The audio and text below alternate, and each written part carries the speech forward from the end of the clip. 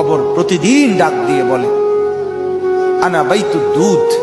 প্রত্যেকের কবর প্রত্যেককে ডেকে বলে, ও আল্লাহর বান্দা, জানো আমি পোকামাকড়ের ঘর, পোকামাকড়ের ঘর।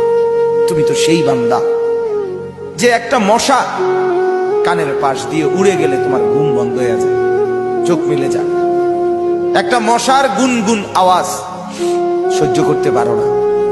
একবার কয়েল, একবার অ্যারোসোল, একবার মশারি, এরপরেও তুমি চাও যে একটা মশাও যেন আমার কানের কাছে গুনগুন না করে।